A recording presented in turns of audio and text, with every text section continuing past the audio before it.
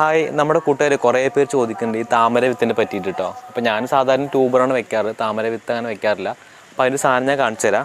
വരും കൂടെ വരും.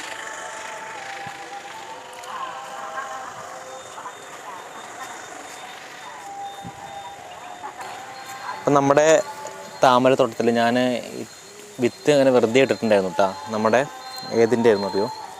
റെഡ് ഫിലിപ്പിൻ്റെ വിത്താണ് കേട്ടോ ഈ സാധനം. കണ്ടില്ലേ, ഇതിപ്പോൾ മുളച്ച് വന്നിട്ടുണ്ട്. ഇതാണിപ്പോൾ താമര വിത്ത്. സാധാരണ ഈ കടയിൽ നിന്നൊക്കെ കൊടുക്കുന്ന താമര വിത്ത് നമ്മൾ സാൻഡ് പേപ്പറിലൊക്കെ ഇട്ട് അരച്ച് വെള്ളത്തിലിട്ട് വെക്കണം, മുളച്ചോ നോക്കണം. അപ്പോൾ ഇത് ഞാൻ അങ്ങനെ ചെയ്തിട്ടുണ്ടായിരുന്നില്ല. നമ്മുടെ ഈ താമരനെ എടുത്തിട്ട് വെള്ളത്തിലിട്ട് വെച്ചു. അപ്പോൾ 3-4 ഇതിനകത്ത് ഇനിയും ഇട്ടിട്ടുണ്ട്. ഇത് ശരി, നിങ്ങളാണെങ്കിൽ നിങ്ങൾ ശരി, ആരാണെങ്കിലും ശരി. ഇതേ ഇതിലൊക്കെ ഇട്ടിട്ടുണ്ട് കേട്ടോ.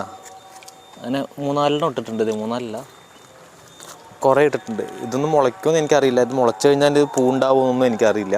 അപ്പോൾ ഇതൊന്ന് പരീക്ഷിക്കണമെന്നുണ്ട്. അപ്പോൾ ഇത് നടുമ്പോൾ ഞാൻ എന്തായാലും ഒന്ന് പറയാം കേട്ടോ. മറ്റേ നമുക്ക് പോട്ടിപ്പോൾ നമ്മുടെ കയ്യിൽ കാലിയായിട്ടില്ല.